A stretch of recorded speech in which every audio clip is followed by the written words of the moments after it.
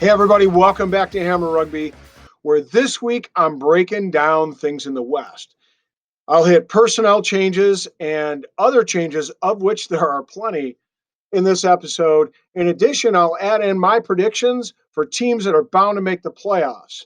So stay tuned, subscribe, and enjoy the show. So let's start first with the Gilgrones. I think that's how you say it. They are the latest iteration of the city's, Austin's, Major League Rugby franchise. The Elite were rebranded this fall as the Herd, an attempt to make up for some bad blood that had been spilt with local clubs, predominantly the Huns and the Blacks. Last week, Loyals LLC, that just literally happened, I think, on Thursday last week, they took control of the franchise. And so you're probably asking, what in the hell is a Gilgrones? Well, sources have indicated that it is a yet to be produced Texas-sized cocktail. Woohoo! And the concoction is reportedly made up of frozen orange and grapefruit margarita with a bourbon floater. Yeehaw, let's get our drink on, man. The name is a combo of the partners that make up Loyals LLC, Negroni and Gilroy. Regardless, they have made a serious commitment to youth rugby. I mean, they're talking about doing some really cool things like making tickets for youth players like $5 to games, limiting the jersey cost, so offsetting jersey costs to the like $25 per jersey, and really going out and supporting youth rugby in the Austin area. So while the name kind of seems like a little gimmicky, as well as the idea behind it, it sure seems like they're making a commitment to the right things in Austin. And that would be youth rugby and the development of rugby in the area. So let's hope it pays off. So just as Austin's brand is being overhauled, so is her roster after an 0-16 2019 campaign. The biggest name on that roster is Australian center Adam Ashley Cooper with 117 international caps to his name. A couple other notables. Frank Halai is a New Zealand All Blacks 7s and 15s winger that has had some ITM Cup and Pro 14 experience to his resume. Other notables include cap players such as U.S. Eagle Roland Soniula, Tongans Daniel Falifa, Kurt Marath, and Uruguayan fullback Rodrigo Silva and prop Juan Echeverria. They're coached by Eagle Todd Clever and 43 capped Eagle Andrew Soniula. Yeah, he's the brother of Roland Soniula. So this adds some much needed experience to this roster that should be bolstered with all the international caps. Now let's break down the Houston SaberCats. They're going to look to improve their 6-10 record from 2019 as they settle into their year-old Aviva Stadium, which is rugby only, a beautiful facility and a great place to visit early in the spring as we try to get out of the foul weather here in the north. Once again, fly half Sam Wenzel will steer the Cats this season. He'll be supported by returning prop and Pro 14 Conic veteran Jamie Deaver. The Cats have a squad full of international talent. These include Uruguayan flanker and Rugby World Cup 2015 veteran Diego Magna, Argentinian hooker Diego Fortuny, and center Matisse Freire, former ACT Brumby scrum half DeWet Roos, Fijian, and 2016 Sevens gold medal winner O.C. Kalinisau, U.S. Eagles Stanfill and Panganellan. Former Eagle Paul Emmerich has been added as an assistant to head coach Paul Healy. So look for them to improve upon that 6-10 record as we progress through the season. In 2019, the Utah Warriors went 2-12. Look for them to improve upon that record, what I think is going to be a very, very strong Western Conference.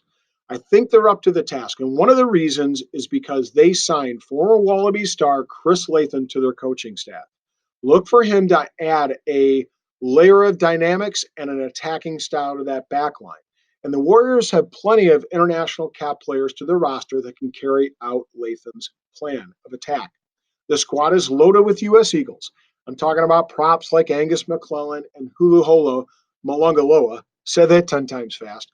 locks Matt Jensen, centers Gannon Moore and Calvin Whitney, and wing Josh Whippy. In addition, they added Samoan scrum half Dwayne Polatayavala, and the guy I'm going to look to see if he can really take another step in his progression is Awara Ellington. He had a tremendous 2019 campaign at the flank. I really think that he did a lot of good things. He was a total animal.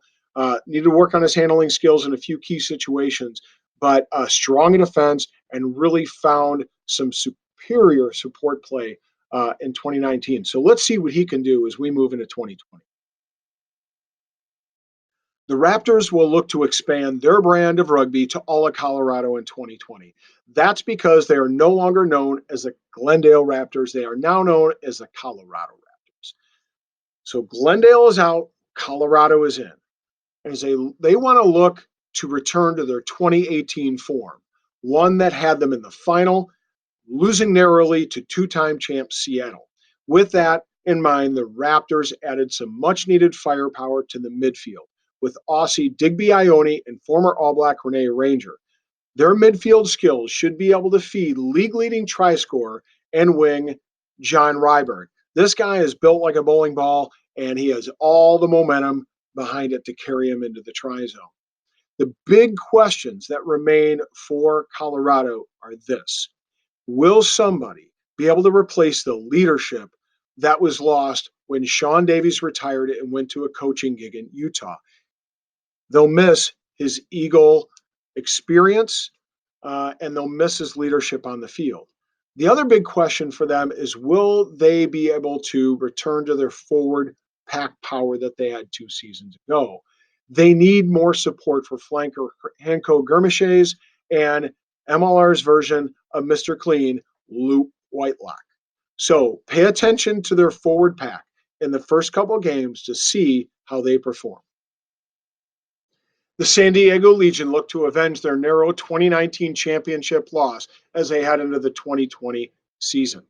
Their roster additions this offseason indicate that they will settle for nothing less than to hold the Shield in July. The addition of All Black legend and 2-time Rugby World Cup winner Ma'anonu sent that message loud and clear. Insane Legion fan Stacey Montgomery, that's right, I'm giving you a shout out, girl, will have plenty of reason to ring her cowbell in 2020. The forwards and backs both look incredibly strong.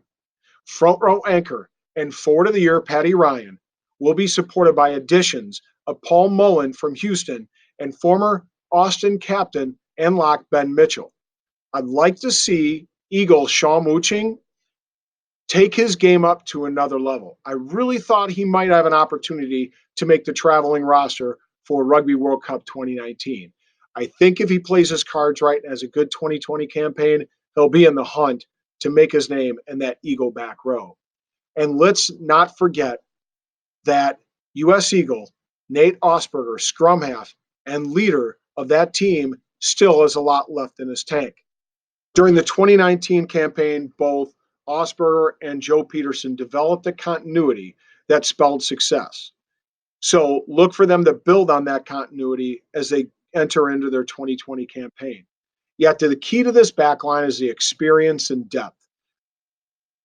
You can't forget that Nonu really bolsters that. But they also have in the backfield midfield star and back of the year JP Duplessis.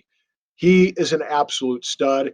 They also have college star and U.S. Eagle Dylan Audsley, Eagle Ryan Mattias, Canadian Josh Thiel, and Fijian Save Todovasu in the mix. And then look for U.S. Eagle and fullback Mikey Tadeo to cut through defenses with his surgeon-like precision. He is an absolute joy to watch. The San Diego Legion should be a formidable competitor in 2020 of Major League Rugby action. I bet some of you rabid Seawolves fans are out there saying to me right now, hey, Hammer, where's the love? I'm giving it to y'all right now. The 2-time Major League Rugby champs Seattle always find a way to prove their doubters wrong. Expect nothing less than the same in 2020. As they look to three-peat, they're on their 5th coach in as many seasons when Keith Lensing takes the helm. So what's their key? What's their joie? What's their magic? In my mind, it's continuity that's found in Canadian cap scrum half Phil Mack. Mack has supposedly stepped down from playing, but no doubt his brand of play will resonate, whether he's on or off the pitch. And the reason why is their core understands how Mack wants them to play. So look for leadership from other places. We're talking about guys like props Olive Khalifi, DeJustice Sears-Duru, Tim Metcher, Canadian prop Jake Ilinicki, and especially from Lock in 2019 Player of the Year Brad Tucker. They've added to what is already a strong back row Argentinian Juan Manuel Laguzama, and he'll support Eagle Andrew Dolatolu, Nikai Penny, 2018 Finals MVP, Villy. I mean, the guy doesn't even have a last name anymore. It's kind of like Bono. It's just Villy with that hair. All right. And then they've got the beast, Eric Duchel. And finally, I think underrated player, Safa, one of the guys that Benji really likes to see play, Captain Reichert Hadding. But the backs will shine just as well as they have Ross Neal, of course, English 7-star Matt Turner, and Canadian internationals Jeff Hassler and Brock Stoller. And we hope Ben Sema comes back from that very, very devastating injury that he got in the warm-up match. We hope to see Ben Sema return to the field and return to his 2019 form. So look for the Seawolves to return to the hunt as we head into 2020. So who are my picks in 2020 to win Western Conference playoff berths? I think two of them are easy, the San Diego Legion and the Seattle Seawolves. The only question is which of the other four teams will step up. And in my mind, because of coaching changes, because of structural changes, developmental changes, I think it's going to be Utah. It could be tough, could be Houston, but I'm going with Utah. And ultimately, I think that's going to be the playoff contenders. The Legion, the Seawolves, and the Warriors. So that's a wrap for this episode. You're going to see me again after this weekend as we open up, which should be a stellar opening weekend, followed by the even bigger Vegas weekend during the second week of play. So I'd encourage you to go ahead and subscribe, spread the word for Hammer Rugby, and let me know your thoughts. Let me know what you'd like me to cover as we head into the season. Cheers.